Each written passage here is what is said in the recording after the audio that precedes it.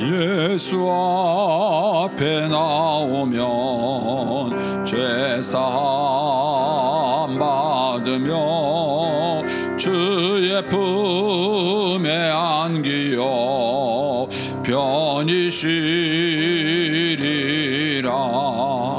우리 주만 믿으며 모두 구원 얻으며 영생 복락 면류관 확실히 받겠네. 예수 앞에 나와서 은총을 받으며 마음의 기쁨 넘치어 감사하리라. 우리 주만 믿으며 모두 구원 얻으며 영생 복락 면류관 확실히 받겠네. 예수 앞에 설 때에 흰 옷을 입으며 밝고 빛난 내 집에 길이 살리라. 우리 주만 믿으며 모두 구원 얻으며 영생 복락 면류관 확실히 3절입니다. 예수 앞에 설 때에 흰 옷을 입으며 밝고 빛난 내 집에 길이 살리라. 우리 주만 믿으며 모두 구원 얻으며 영생 복락 면류관 확실히 받겠네. 아멘. 우리 오늘 아침 말씀은 데살로니가 후서 2장 13절에서 3장 5절까지입니다. 데살로니가 후서 2장 13절에서 3장 5절까지입니다. 제가 한 절, 여러분들이 한 절 교독하겠습니다. 주께서 사랑하시는 형제들아, 우리가 항상 너희에 관하여 마땅히 하나님께 감사할 것은 하나님이 처음부터 너희를 택하사 성령의 거룩하게 하심과 진리를 믿음으로 구원을 받게 하심이니, 이를 위하여 우리의 복음으로 너희를 부르사 우리 주 예수 그리스도의 영광을 얻게 하려 하심이니라. 그러므로 형제들아, 굳건하게 서서 말로나 우리의 편지로 가르침을 받은 전통을 지키라. 우리 주 예수 그리스도와 우리를 사랑하시고 영원한 위로와 좋은 소망을 은혜로 주신 하나님 우리 아버지께서 너희 마음을 위로하시고 모든 선한 일과 말에 굳건하게 하시기를 원하노라. 끝으로 형제들아, 너희는 우리를 위하여 기도하기를, 주의 말씀이 너희 가운데서와 같이 퍼져나가 영광스럽게 되고 또한 우리를 부당하고 악한 사람들에게서 건지시옵소서 하라. 믿음은 모든 사람의 것이 아니니라. 주는 미쁘사 너희를 굳건하게 하시고 악한 자에게서 지키시리라. 너희에 대하여는 우리가 명한 것을 너희가 행하고 또 행할 줄을 우리가 주 안에서 확신하노니, 주께서 너희 마음을 인도하여 하나님의 사랑과 그리스도의 인내에 들어가게 하시기를 원하노라. 아멘. 기도하겠습니다. 좋으신 아버지 하나님, 지난 간밤에도 저희들을 주의 품 안에서 편히 쉬게 해주시고 또 이 새벽에도 저희들을 주 앞에 불러주심을 감사합니다.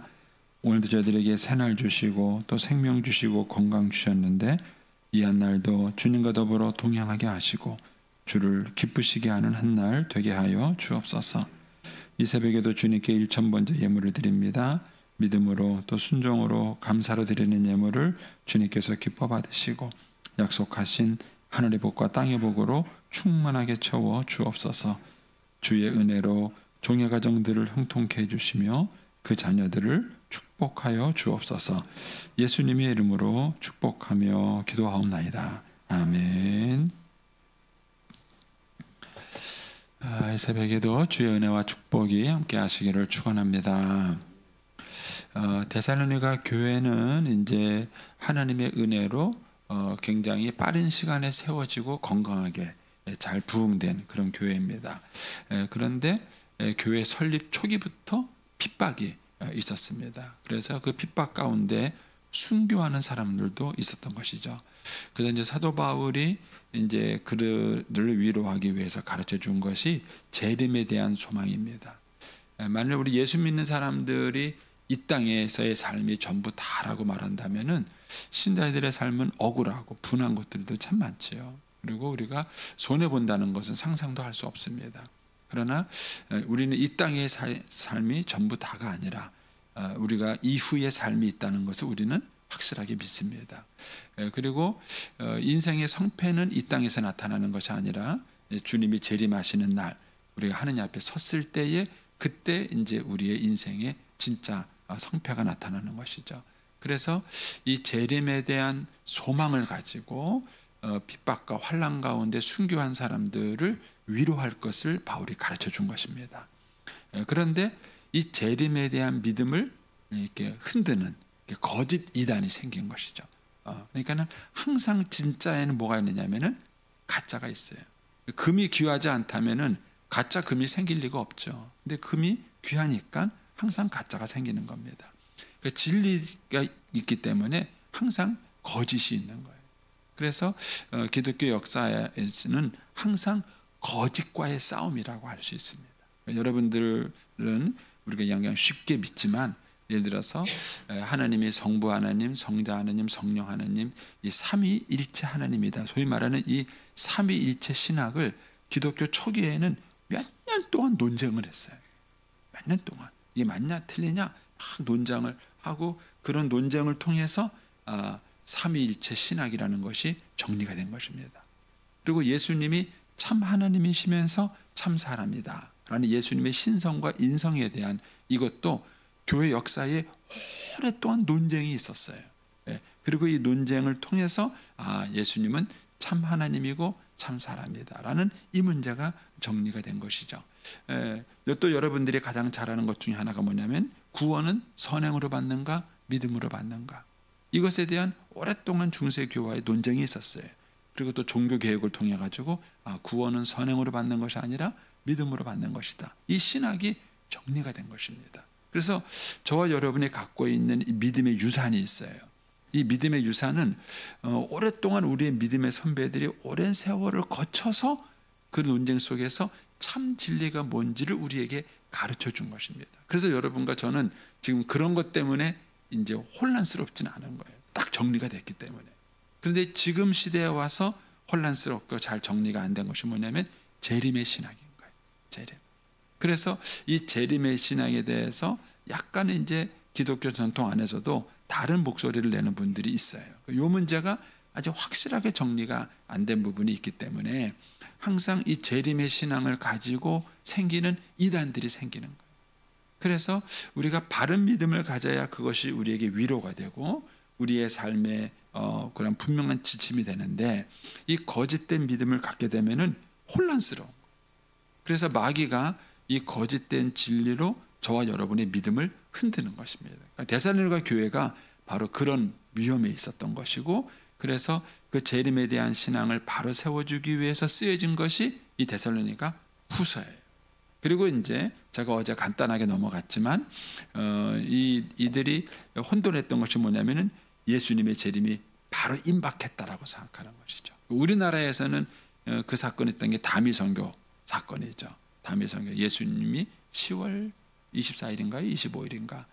그때 예수님이 재림한다 그래가지고 뭐 얼마나 그 나라가 시끄러웠습니까? 그리고 이제 그것 때문에 수능은 11월 달에 보잖아요. 그러니까 애들이 공부 안 하는 거예요. 예수님 11월 24일에 오는데 무슨 수능 공부하냐는 거예요. 그래서 애들이 학교 갈 애들이 뛰쳐나가서 교회가 있고 그러니까 난리가 난 겁니다. 근데 나중에 뚜껑을 열고 보니까 그 10월 24일 날 예수님 재림한다고 주장했던 그 사람이 자기는요 주식 사놓고 뭐 해놓고 막 그랬잖아요. 완전 사기꾼이잖아요. 예수님이 10월 24일에 재림한다는 걸 자기가 정말 믿었으면은 왜 주식을 사놓고 그런 짓을 해요? 그러니까 사기꾼이죠. 사기꾼. 이런 일들, 그러니까는 소위 말하는 종교를 빙자한 이 거짓된 믿음을 가지고 사람들을 혼란 가운데 빠뜨린 것이죠. 그러니까 데살로니가 교회도 그런 일이 있었던 거예요. 예수님이 막 재림할 것처럼 그렇게 얘기를 해서 그들의 믿음을 혼란 가운데 빠뜨린 것입니다. 그런데 그것에 대해서 이제 그렇지 않다 하는 것을 이제 정리를 해준 것입니다. 그리고 이제 오늘 말씀에 이제 13절부터 17절까지는 이제 여기에 대한 얘기를 마무리하는 얘기예요. 마무리하는 내용이고 3장 1절은 끝으로라는 얘기는 이제 편지를 마무리하기 전에 마지막으로 몇 가지 더 권면하는 내용들이 그 3장 1절 이하에 쭉 쓰여진 내용들입니다. 자, 대충 흐름은 이해하시겠죠? 자, 이제 그런 가운데서 이제 13절 말씀 보겠습니다. 13절 말씀에는 이제 우리가 갖고 있는 개역 개정판에는 빠져 있지만 그러나라는 접속사가 들어가야 돼요. 그래야 앞에 있는 문장과 연결하기가 좋습니다. 그러나라는 이 번역이 이제 이 개역 개정판에는 빠졌어요. 그런데 12절 말씀을 보세요. 12절 말씀 보면은 진리를 믿지 않고 불의를 좋아하는 모든 자들로 하여금 심판을 받게 하려 함이라.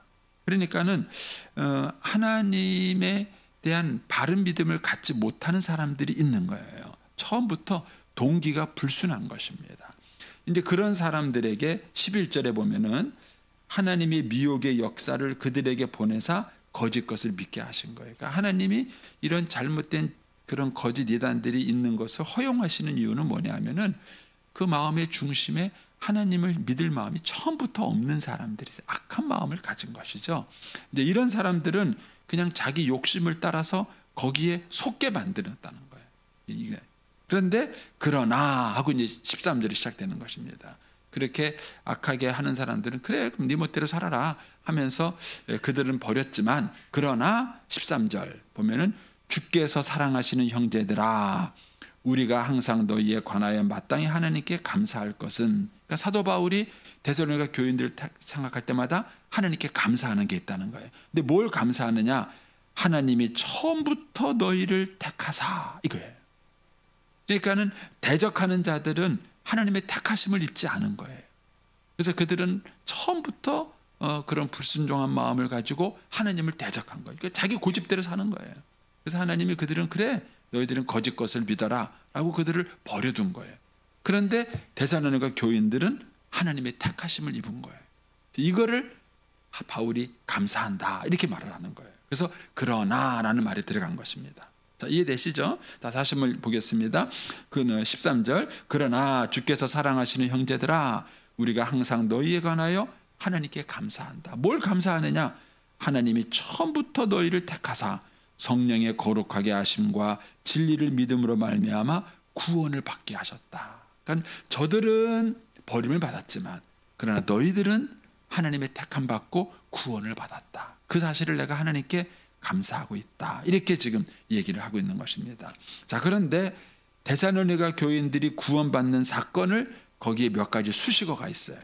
첫 번째 수식어가 뭐냐면은 성령의 거룩하게 하심으로 구원받았다. 이렇게 말해요. 두 번째는 진리를 믿음으로 구원받았다. 이렇게 말을 해요.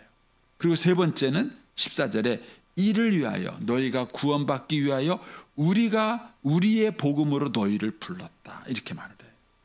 그러니까는 어떤 사람들이 예수 믿고 구원받는 것이 본인의 생각으로 구원받는 것 같지만 나 오늘부터 예수 믿을 거야. 나 오늘부터 교회 내가 나가줄게.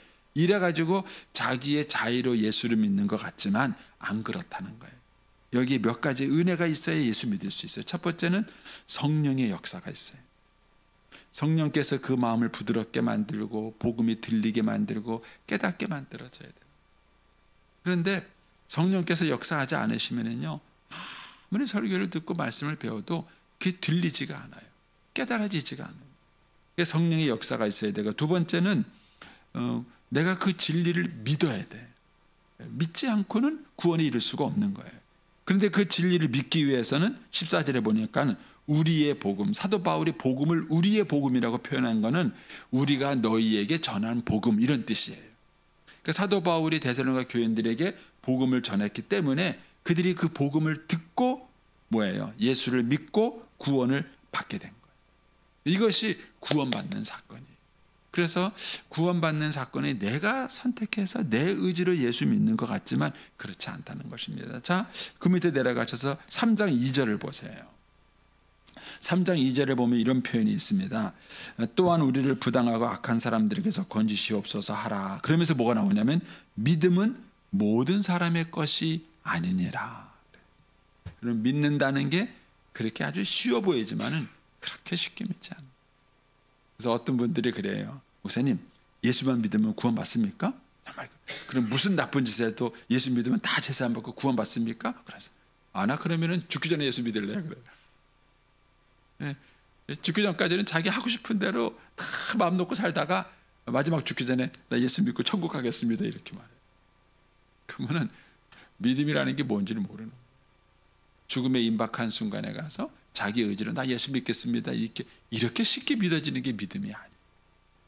그래서 저와 여러분이 복음을 깨달았다는 것, 하나님의 사랑을 안다는 것, 그래서 예수 믿는다는 그 믿음을 갖게 됐다는 건 이거는 기적이에요, 기적.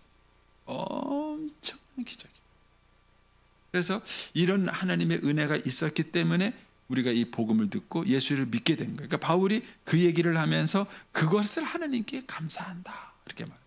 그걸 하나님께 감사한다. 너희가 이렇게 예수 믿고 반역하는 자들에 비해서는 너희가 예수 믿고 구원받은 이런 일이 일어난 것에 대해서 얼마나 하나님께 감사한다. 어제 저녁에 저희 아들 왔거든요. 서울에 볼 일이 있어서 간다고 들린 거예요. 예비 며느리하고 둘이 이제 어제 왔는데, 이제 지난달에 이제 부산에서 코스타라는 그 행사가 있었어요. 그러니까는 젊은 대학생들한테 이제 복음을 전하는, 원래 이제 외국 유학생들을 대상으로 했다는 행사인데 이제 국내 대학생들 대상으로 하는 거예요. 근데 이제 어제 늦게까지 얘기한 게 그 코스타에서 은혜 받은 얘기를 한 거예요. 자기들이 코스타에서 막 은혜 받고, 또 우리 아들이 섬기는 교회의 그 청년부가 그 코스타 행사에 다 참석한 거예요. 그래서 거기에서 이제 자기들끼리 은혜 받은 얘기를 이제 막 이렇게 얘기를 해요. 근데 제가 그 얘기를 가만히 들으면서 하나님께 저는 감사했어요. 왜냐하면 1년 전만 해도 이런 주제로 대화가 안 됐어요, 우리 아들. 이런 주제가 대화가 안 되는 거예요. 그런데 지금은 자기가 은혜 받은 얘기, 또 이제 그 은혜 받은 것 때문에 이제 교회에서 청년부들이 변화되는 얘기, 막 또 그 생에도 너무 은혜를 과하게 받아가지고 너무 열심히 지나쳐서 생기는 문제들, 뭐 이런 얘기들을 이제 막 한 거예요. 근데 그게 1년 전만 해도 그런 일이 없었어요. 어느 날 하나님께서 은혜를 주시니까 그게 깨달아지고 이제 믿어지게 되고, 그런 이제 믿음의 대화라는 게 가능해지게 되고, 그런. 그래서 하나님께 감사했어요. 그러니까 아마 바울도 그런 마음이 있는 거예요. 내가 너희를 위해서 하나님께 감사하는 것은 저들은 버림받은 반면에 너희들은 이 택하심을 받고 은혜 받은 이것이 하나님께 감사하다, 이 얘기를 하는 거예요. 그러면서 이제 15절에 그러므로가 뭡니까? 너희가 이렇게 은혜를 받아서 구원을 받았으므로, 하나님의 자녀가 됐으므로, 그런 것이죠. 그러므로 형제들아, 굳건하게 서서 말로나 우리의 편지로 가르침을 받은 전통을 지키라. 여기서 두 가지 단어, 굳건하게 서라, 그 다음에 전통을 지키라 하는 거예요. 여러분, 저와 여러분이 한 번 예수 믿었다고 해서 저절로 되는 게 아니에요. 어제도 이제 석진이하고 윤주, 이름이 헷갈리네. 맞죠? 혼석진이하고 윤주가 9월 말에 결혼해요. 어제 이제 네 번째 교육을 어제 했어요. 부부의 성생활이 뭐냐, 이제 이런 얘기를 가지고 이제 어제 이렇게 공부를 쭉 했는데, 결혼이라는 것은 다듬어지고 지켜지는 거예요. 그냥 결혼식을 했다 그래서 저절로 되는 게 아니에요. 그래서 단단한 결혼이 있고 흔들리는 결혼이 있어요. 그러니까 결혼을 했는데도 아내가 남편을 못 믿어요. 대체 이 남자가 정말 날 사랑할까? 날 배신하지 않을까? 괜히 딴 여자 눈 돌리는 거 아닌가? 뭐 이런 불신이 있고, 또 남편도 아내를 못 믿어요. 이런 결혼 생활을 하면서도 어쨌든 이혼하진 않고 살아. 그럴 수 있어요. 이거는 불안한 결혼 생활을 하는 거예요. 제가 이제 여러분들도 뭐 일본 여행 해보셔서 알겠지만은 일본에 가면은요 절대 좋은 집이 없어요. 우리처럼 멋있는 집이 없고요. 차가 다 작은 차예요. 보셨어요? 왜 그러냐면은요 지진이 나기 때문에 언제 차가 뒤집어지고 깨질지 몰라요. 절대 그 사람들은 차에다가 좋은 투자를 안 해요. 그래가지고 우리나라 그냥 뭐 벤츠 뭐 이런 좋은 차 타고 다니지, 일본 사람들은 돈이 아무리 많아도 좋은 차 안 타요. 왜냐면 지진 한번 나면서 엎어지면은 손해인 거예요. 집도 그렇게 화려하게 안 지어요. 왜요? 지진 나가지고 무너지면 왜? 그래서 그런 설명을 들으셨을 거예요. 일본 사람들은 집 봐가지고 부자인지 아닌지를 모른대요. 집은 초라하게 생겼는데 어마어마한 부자인 거예요. 왜 그래요? 지진 때문에 그런 거예요. 불안하니까 그런데 투자하지 않는 거예요. 여러분, 결혼 생활이 불안하면은 행복하겠어요? 겉으로는 부부라는 걸 유지하며 살아가지만은 결혼 생활이 불안하고 늘 이 결혼이 언제 깨질지 모르고 이런 불안 속에 살아가면은 거기에 행복도가 있을 수 없어요. 그런데 신앙도 그렇다는 거예요. 신앙도 견고한 신앙이 있고 늘 불안하고 흔들리는 신앙이 있는 거예요. 그래서 그렇게 말하는 거예요. 너희 형제들아 굳건하게 서서, 이렇게 말하는 거예요. 그래서 저와 여러분의 믿음이 단순히 예수 믿는 걸로 만족하시면 안 돼요. 이게 얼마나 굳건하냐, 확신이 있느냐. 어제도 말씀드렸지만은 굳건하려면은 공부하셔요. 믿습니다 갖고는 안 돼. 내가 왜 믿는지, 무엇 때문에 믿는지, 이 믿음을 어떻게 갖게 됐는지, 이런 것들에 대해서 체계적인 정리를 한 그런 정리가 돼야 그 믿음이 굳어지는 거예요. 그냥 믿습니다 하고 그건 절대로 믿음이 굳어지지 않아요. 그래서 성경 공부를 하셔야 돼요. 여러분 1대1을 하셔요. 하시고 권면하고 하라고 얘기를 하셔야 돼요. 그래서 이것이 지식이 정리된 지식이 있어야 자기 믿음이 흔들리지 않아요. 굳건하게 됩니다. 그래서 거기 그런 얘기를 하는 거죠. 15절에 형제들아 굳건하게 서서, 그 다음에 말로나, 사도 바울이 직접 그들에게 말로 가르친 게 있죠. 두 번째는 우리의 편지로. 사도 바울은 이 말씀을 가르치기 위해서 여러 수단과 방법을 쓴 거예요. 말도 가르치고 글도 가르치고. 요즘은 뭐예요? 인터넷이라는 도구를 우리가 줌으로 활용할 수도 있어요. 그래서 이런 도구들을 선한 도구로 얼마든지 활용해서 어떠한 방법을 동원해서든지 간에 말씀을 배우려는 열의가 생겨야 됩니다. 저는 이제 저희 교회가 그런 분위기가 생겼으면 좋겠어요. 저희 교회가 아주 훌륭한 교회예요. 그런데 극히 전통적인 교회. 주일 예배, 수요 예배, 새벽 기도, 이거 외에는 움직이지 않아요. 이거 외에 우리가 따로 성경 공부를 하거나 뭘 모인다는 것에 대해서 사람들이 관심이 없어. 그러나 우리가 이 세상과 싸워서 믿음을 지키고 신앙을 바로 세워가기 위해서라면은 이것 외에도 우리가 활용할 수 있는 모든 수단과 방법을 동원해서 어떤 형태로든지 말씀을 계속해서 배워가고 체계적으로 서야 되는 거예요. 그래야 믿음이 견고해지고 흔들리지 않을 수 있는 것입니다. 그러니까 바울이 그 얘기를 합니다. 그러면서 가르침을 받은 전통을 지키라. 이 전통이라는 것은 바른 가르침을 말하는 거예요.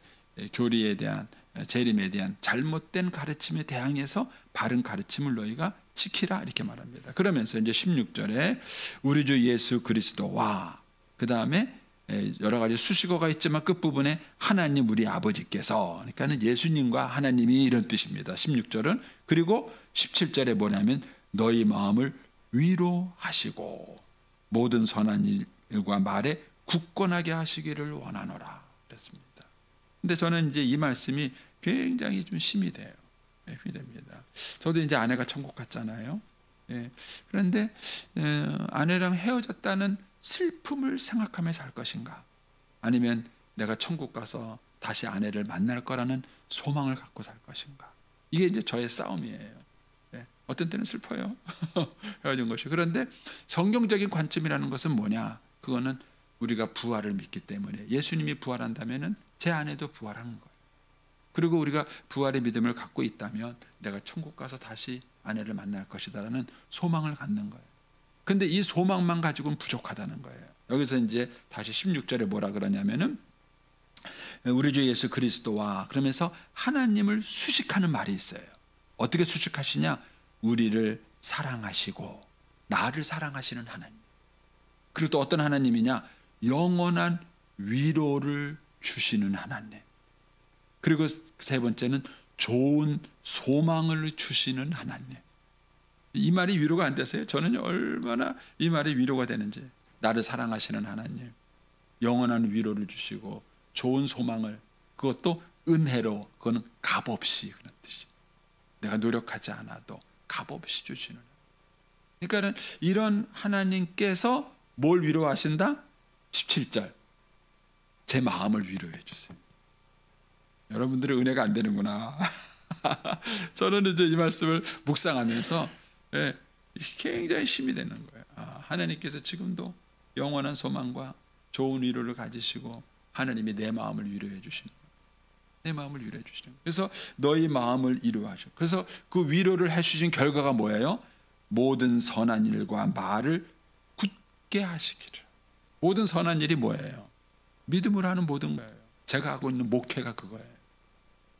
하나님이 제가 목회를 계속 할 수 있도록, 또 성실하게 잘할 수 있도록, 그리고 하나님께서 모든 일과 말에 내가 굳건하게 쓸 수 있도록 하나님께서 채워주신다는 거예요. 그럼 믿음과 신앙이라는 것은 추상적이지 않습니다. 그래서 저는 이런 이야기를 우리 애들하고 나누는 거예요. 여러분들의 자녀들에게 무엇을 가지고 믿음을 얘기하며 신앙을 얘기하고 그것이 살아계신 하나님이 오늘 우리의 현재적인 삶에 어떤 영향력이 있다는 얘기를 해줄 수 있겠는가 하는 거예요. 사도 바울이 이 데살로니가 교회를 향하여서 이런 실제적인 위로를 해주고 있는 거죠. 하나님은 지금도 너희들을 위로하시고 소망 가운데 너희와 함께 하셔서 너희들의 일을 굳건하게 해주시는 분이시다 하는 것입니다. 이런 실제적 하나님 경험이 필요한 것이죠. 자, 그러면서 이제 3장 1절에 가서 이제 끝으로 이제 편지를 마무리하기 전에 몇 가지 더 이제 권한다는 것입니다. 형제들아, 너희는 우리를 위하여 기도하라. 사도 바울의 습관이 지금 늘 말씀드렸죠. 편지 서두에서는 내가 너희를 위해서 기도한다. 그리고 편지 끝부분에 가면은 나를 위해서 기도해달라. 늘 사도 바울의 습성이에요. 기도 부탁을 하는 겁니다. 여러분들도 기도 부탁을 하세요. 주변 사람들에게 기도 부탁을, 나를 위해서 기도해달라고 기도 부탁하시고, 그리고 우리 교회 중보기도실에다가 기도 카드도 쓰시고, 여러분을 위해서 기도해 줄 수 있는 사람이 있다는 게 얼마나 힘이 돼요. 바울이 말합니다. 형제들아, 너희는 우리를 위해서 기도해라. 뭘 기도하느냐? 주의 말씀이 너희 가운데서 같이 계속 퍼져나가도록, 내가 복음을 계속 전할 수 있도록. 이렇게 말하는 데는 의의가 있어요. 주의 말씀이 너희 가운데서와 같이. 여러분, 데살로니가 교회는 사도 바울이 3주 동안 사역한 교회예요. 그런데 모범적인 교회로 성장했어요. 근데 고린도 교회는요 1년 6개월을 사역한 교회예요. 그런데 문제가 많은 교회였어요. 여러분, 얼마나 오랫동안 일했느냐가 아니에요. 하나님이 은혜로 도와주시니까 3주 사역했는데도 모범적인 교회가 될 수 있고, 1년 6개월을 사역했는데도 열매가 없을 수 있어요. 저는 목회를 해보니까 그걸 알겠더라고요. 목회가 열심히만 갖고 안 되더라고요. 죽으라고 열심히 했는데 안 될 때도 있어요. 그래서 우리 선배 목사님들이 은퇴할 때마다 공통적으로 하시는 얘기가 있어요. 내가 하나님의 은혜로 여기까지 왔습니다. 목회를 해보면 알아요. 이게 절대 자기 노력으로 되지 않는다는 사실을 알아요. 하나님의 은혜다. 전적인 은혜다. 그러니까 바울이 지금 그걸 알기 때문에 기도 부탁을 하는 거예요. 나를 위해서 기도해 주소. 너희들에게 맺었던 열매가 다른 지역에서도 열매가 맺히도록 그렇게 기도를 해달라, 이렇게 말합니다. 그러면서 2절에는 또한 우리를 부당하고 악한 사람들에게서 건지셔, 자기들을 핍박하는 사람들에게 보호해 주시도록 기도 부탁을 합니다. 그리고 3절에 뭐냐면 주는 믿부사, 주는 믿을 만한 분이사 너희를 굳건하게 하시고 악한 자에게서 지키시리라. 그러니까는 이런 3절에 주님의 은혜가 있다는 믿음이 있지만 그래도 1절, 2절의 기도가 필요한 거예요. 이것이 기도의 중요성이에요. 하나님이 살아계시고 우리를 사랑하시고 지키시는 그런 은혜가 여전히 있지만 그럼에도 불구하고 우리의 기도가 필요한 것입니다. 그래서 기도와 은혜의 관계를 잘 설명해 주고 있죠. 4절도 마찬가지입니다. 너희에 대하여는 우리가 명한 것을 너희가 행하고 또 행할 줄을 우리가 주 안에서 확신한다. 그러니까 사도 바울은 데살로니가 교인들이 말씀대로 살고 순종할 것을 믿었어요. 그런 성실한 교인이라는 것을 알고 있었어요. 그러나 그럼에도 불구하고 5절에 뭐라 그러냐면은 주께서 너희 마음을 인도하여 하나님의 사랑과 그리스도의 인내에 들어가게 하시기를 원하노라, 기도하노라, 이렇게 말해요. 그러니까는 그들의 성실과 순종이 있지만 그럼에도 불구하고 그들에게 하나님의 은혜가 필요한 걸 알기 때문에 우리가 여전히 기도를 한다, 이렇게 말을 하는 거예요. 오늘 이 새벽에도 저 여러분이 기도하는 이유는 하나님이 살아계시고 오늘도 우리를 지켜주시고 인도하실 것입니다. 그 은혜를 우리가 알지만, 그 은혜를 믿지만 그럼에도 불구하고 하나님께서는 우리가 기도하기를 원하시고 또 우리의 기도를 통해서 하나님이 역사하시고 일하신다는 겁니다.